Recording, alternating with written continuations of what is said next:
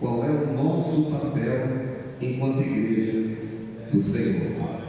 1 Pedro, capítulo de número 2, versículos de número 7, 8 e 9.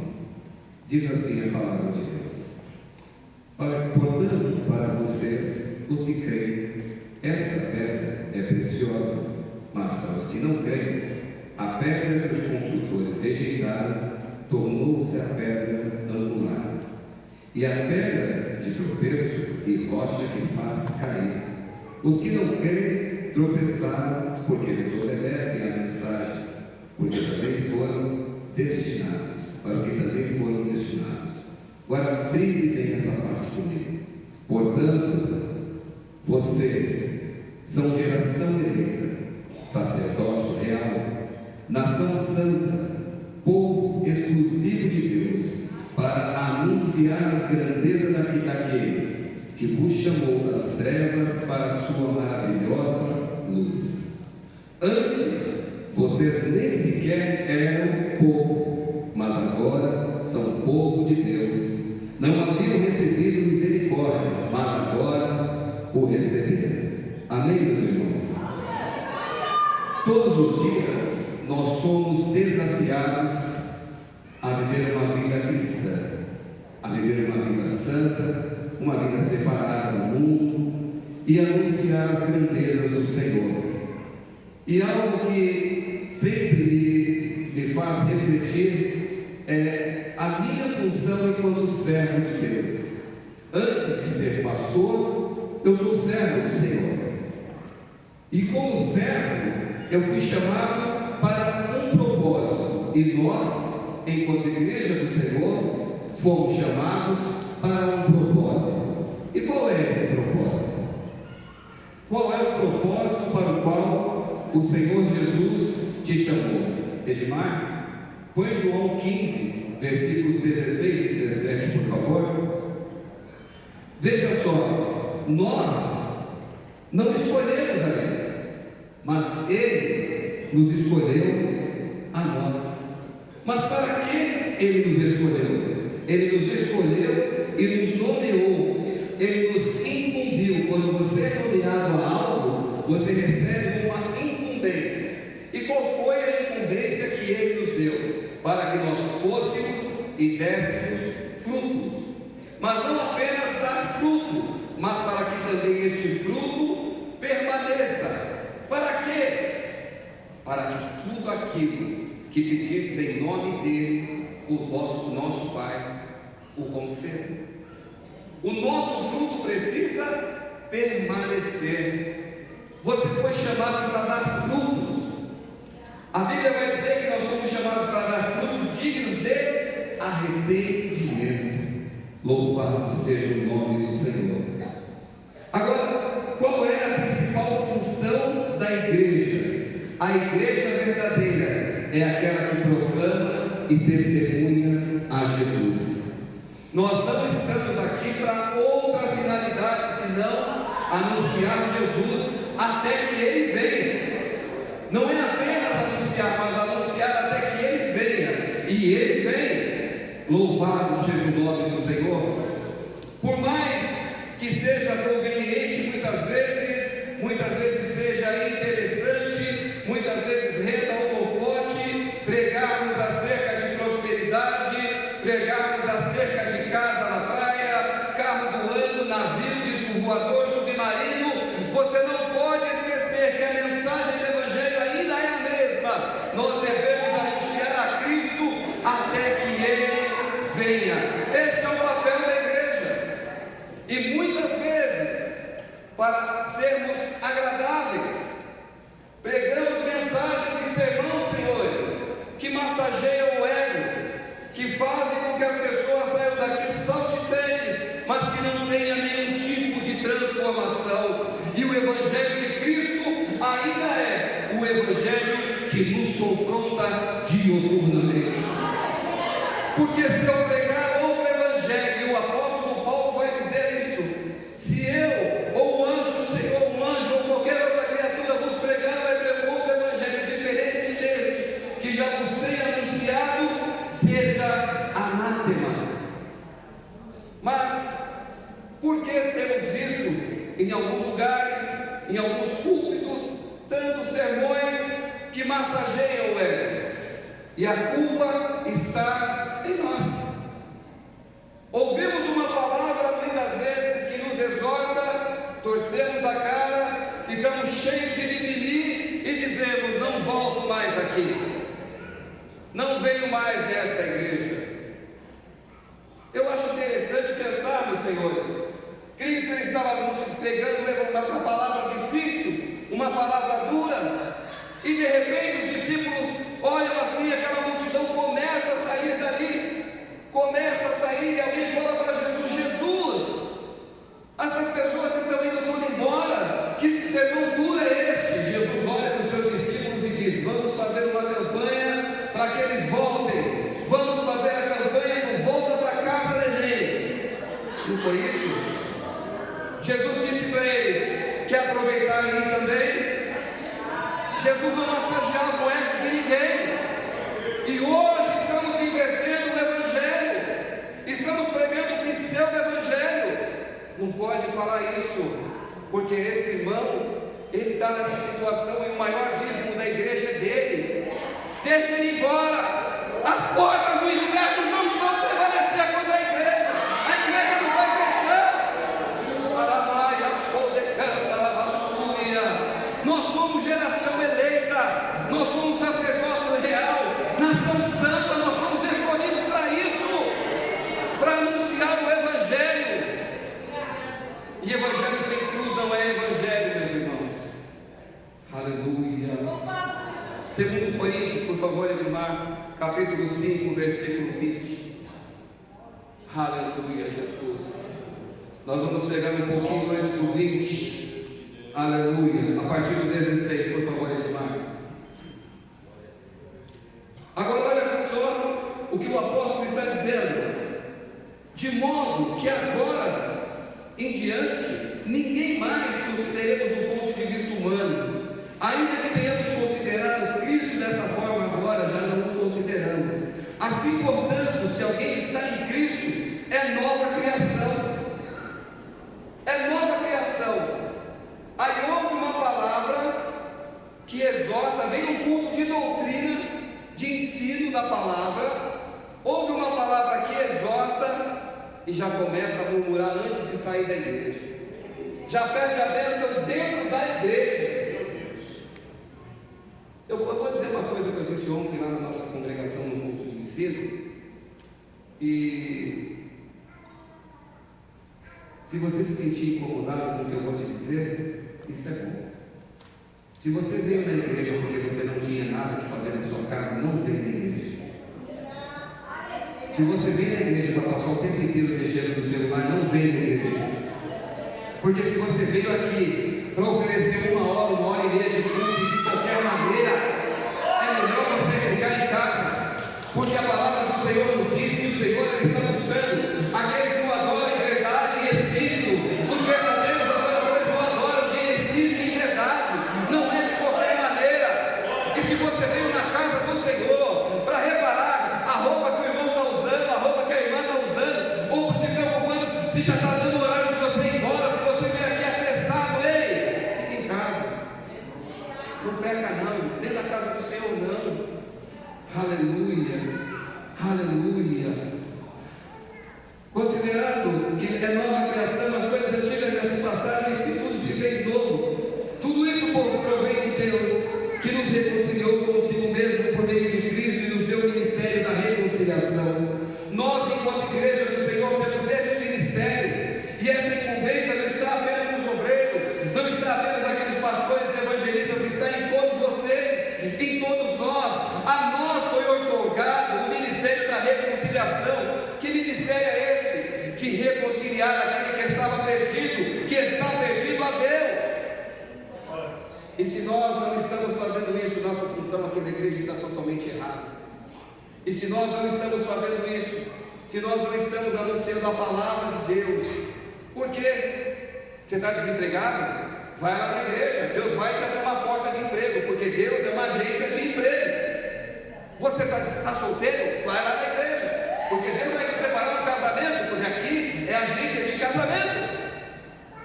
Vai na igreja, recebe a palavra, entrega a tua vida a Jesus e você vai encontrar a eternidade. Essa é a mensagem da reconciliação. Mas não, vai lá na minha igreja, vai lá. Outro dia o pastor falou que estão anunciando igrejas ali que o dízimo já não é mais 10%, é 7%. Estão negociando até o dízimo. Que evangelho é esse? Que evangelho é esse? Do qual temos muitas vezes nos acovardado. Qual é o evangelho que nós temos anunciado?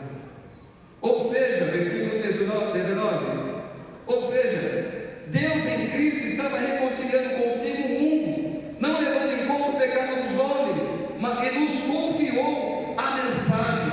Que mensagem é essa? A mensagem da reconciliação.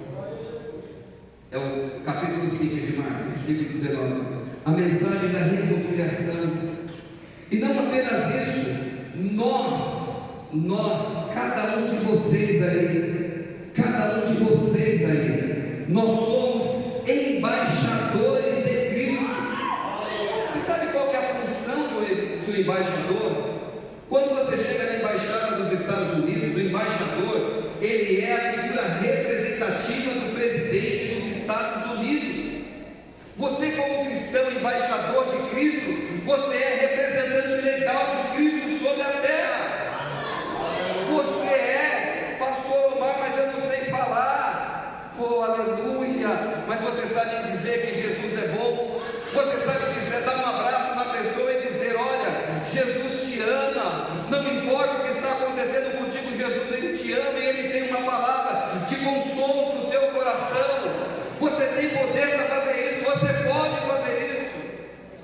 Nós somos embaixadores de Cristo. Nós somos embaixadores de Cristo. Aleluia. Como se Deus estivesse fazendo apelo, versículo 20 de Marcos, fazendo o seu apelo por nosso intermédio. Senhor, alcança lá o pecador. E Deus está dizendo: vai lá, não temas, eu sou contigo. Senhor, alcança lá o enfermo. Como Deus vai tocar o enfermo se Ele não vai usar as suas mãos? Livro de Romanos nos diz assim: como virão se não há quem pregue? Como ouvirão? Como ouvirão? Como? Se muitas vezes nós temos nos acovardado em quatro paredes, temos vindo na igreja apenas para receber o lustre, saímos daqui bonitos, brilhantes, e temos nos acovardado sentados nesse banco. Como ouvirão? Se é a você que Jesus quer usar, é você na sua limitação, é você do seu jeito, talvez tímido, talvez mais expansivo, talvez mais introvertido, ou quem sabe extrovertido, mas Jesus quer usar você. Quer usar você. Eu já devo ter comentado aqui, quando me converti, eu encontrei com um vizinho que morava, a casa dele era parede a parede grudada na minha casa, pastor Ricardo. E eu cheguei todo feliz, fui pregar o evangelho para ele. Todo feliz, pastor Denis, fui pregar o evangelho. Ele deu uma gargalhada e falou assim: meu filho, faz 25 anos que eu sou pastor na igreja tal. Eu falei: o quê? 25 anos que o senhor é pastor e o senhor nunca falou de Jesus para mim? Eu ia para o inferno sem ouvir a palavra de salvação, e o senhor morava do lado da minha casa, seus filhos brincavam comigo de bola na rua, e o senhor nunca me chamou para ir à igreja, nunca falou que Jesus era bom. Coitado, meu irmão, ficou pálido, e eu acho que eu também ficaria. Ele me pediu desculpa, hoje é descansa do Senhor. Quem é você? Lá onde você mora? Não, pastor, lá onde eu moro eu dou bom testemunho. O que é dar bom testemunho? Passar e dar um bom dia para o seu vizinho? A bola das crianças cair no seu quintal e você usar? Isso não é dar bom testemunho, isso é ser chato, ser insuportável. Aquela pessoa que as pessoas olham e não quer nem conversar na rua. Bom testemunho é passar e falar assim: bom dia, meu vizinho, Deus te ama, Jesus te ama. É as pessoas que você ser referência lá onde você mora. É as pessoas olharem e falar assim: eu posso ir lá na casa do irmão Gerson, porque eu sei que se eu for lá eu vou ouvir uma palavra de Deus. Aleluia, Jesus. Aleluia. Está doendo aqui, irmãos, relaxa, está tudo certo. Doendo aqui. Vamos voltar aqui. Nós somos chamados, nós somos geração eleita. Nós não éramos povo e agora nós somos. Nós não tínhamos direito e agora nós temos. Nós somos salvos. Nós somos salvos. E como salvos, nós temos que andar aqui, pastor, expressando a alegria do Senhor. Mostrar que Jesus é nas nossas vidas. Sermos alegres. Demonstrarmos que a alegria do Senhor verdadeiramente é a nossa força. Aleluia. Nós somos herança de Deus. Nós somos eleitos. Você foi escolhido. O que é ser eleito? É ser escolhido. Você já parou para pensar? Se Deus olhando para todo esse mundo, com mais de 7 milhões de pessoas, Ele olha para você, meu Mércio.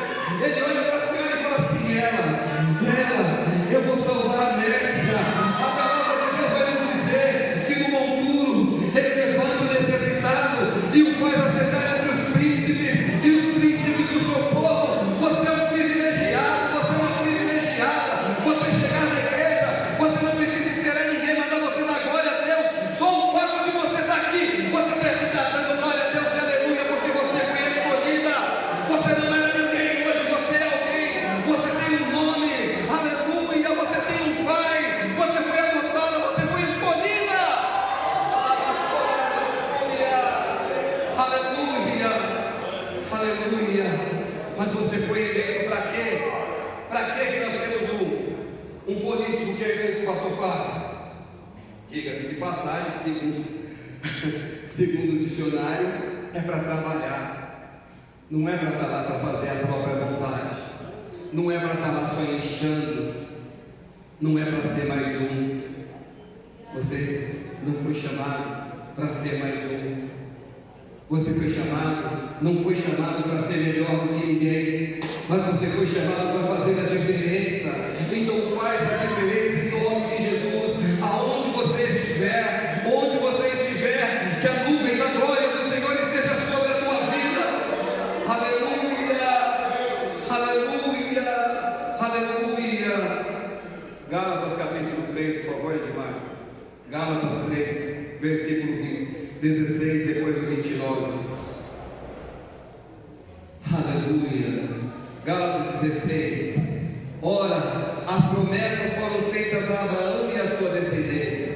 Não diz as descendências, como que falando de muitos, mas como de uma só, a tua descendência. A igreja foi chamada de quê? De Israel de Deus. Aleluia. Nessa igreja que nós fazemos parte, o apóstolo Paulo vai dizer: nem a circuncisão, nem a incircuncisão. Aleluia. Porque o que importa é nós sermos novas criaturas. A palavra do Senhor vai dizer no livro de Romanos: portanto, se estáis em Cristo, nova criatura é, e as coisas velhas se passaram e tudo se fez novo. Ei, não olha para trás, não olha para o que ficou para trás, porque não dá para mudar. O Senhor está te chamando para algo novo nessa noite. Aleluia, aleluia, aleluia. Versículo 29, por favor. Aleluia, aleluia. E se sois de Cristo, e aí fica a pergunta: se sois de Cristo, então sois descendência de Abraão, herdeiros conforme a promessa. Sabe o que é isso? Você foi chamado para fazer a diferença. Aleluia. Você não foi chamado para ficar andando de cabeça baixa. Por mais que muitas vezes, senhores, as circunstâncias da vida têm de nos colocar para baixo. Por mais que muitas vezes você tenha motivo para jogar tudo para o alto, e dizer: chega, não dá mais. Mas aí os adolescentes e jovens louvaram aqui dizendo assim: mas quando eu penso em desistir, oh aleluia, quando você pensa em desistir, quando você acha que já não dá mais, o Senhor te toma pela tua mão e fala: você vai continuar caminhando, como Ele fez com o profeta. Ei, levanta, bebe, come e sai andando, porque muito longa a tua jornada. Não é hora de parar, não é hora de olhar para trás. Aleluia, aleluia, aleluia, aleluia. Ah, pastor, mas você está falando aí que você não sabe a minha situação. E nem tua minha. Você tem prova? Estamos juntos. Também tenho. Você tem dor? Eu também tenho. Você passa por dificuldade? Bem-vindo. Eu também passo. Mas o que nos diferencia dos demais que estão lá fora é a presença. É a presença. É a presença dele. É a certeza que eu posso continuar caminhando. É a certeza que eu não estou sozinho. É a certeza porque a palavra dele me diz no livro de Isaías, capítulo 49, porque pode uma mãe esquecer-se do seu filho, do filho que ainda amamenta, mas ainda que esta se esquecesse, todavia eu não vou me esquecer de ti. Eis que nas palmas das minhas mãos se tem escavado, e os teus muros estão continuamente perante mim. Você acha que o Senhor te esqueceu? Ele diz: não.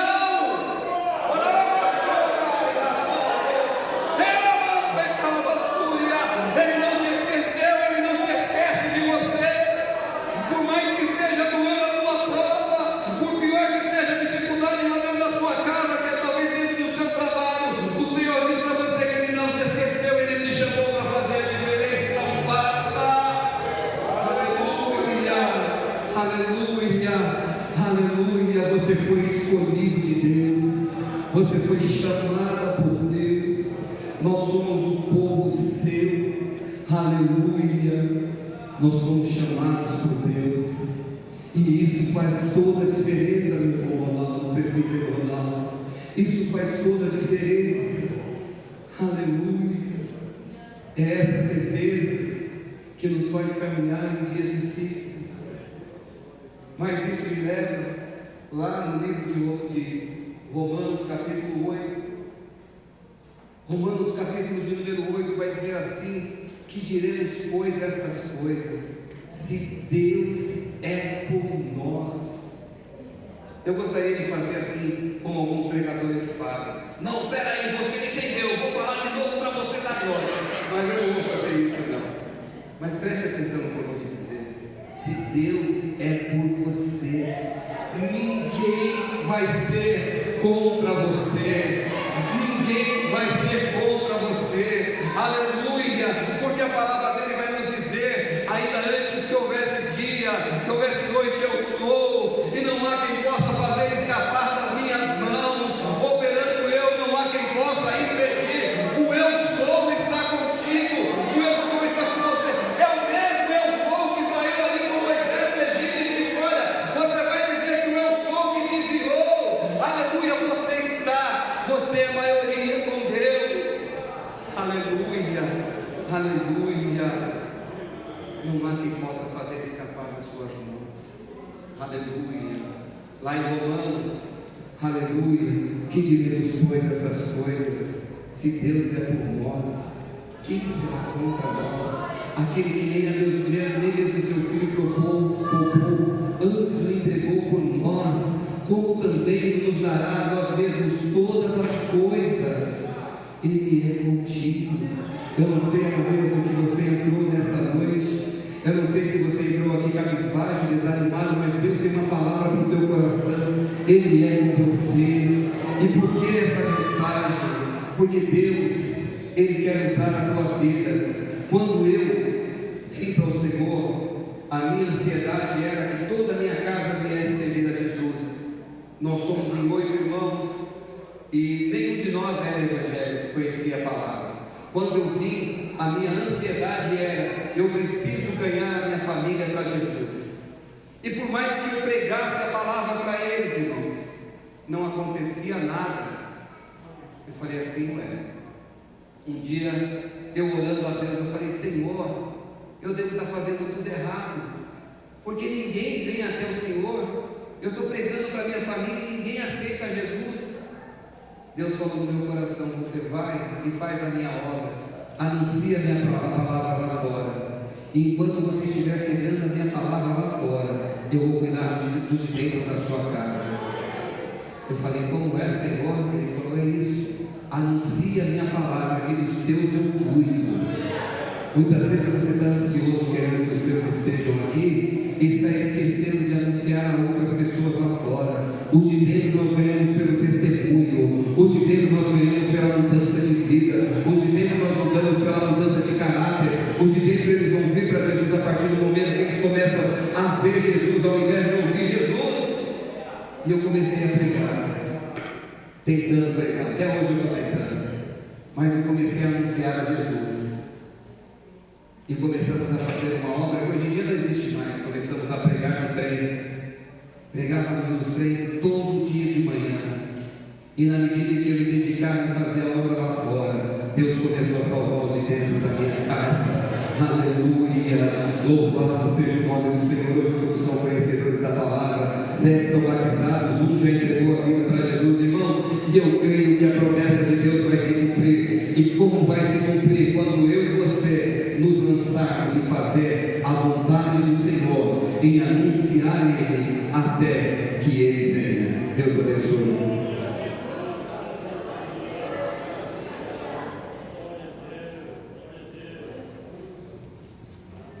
Graças a Deus.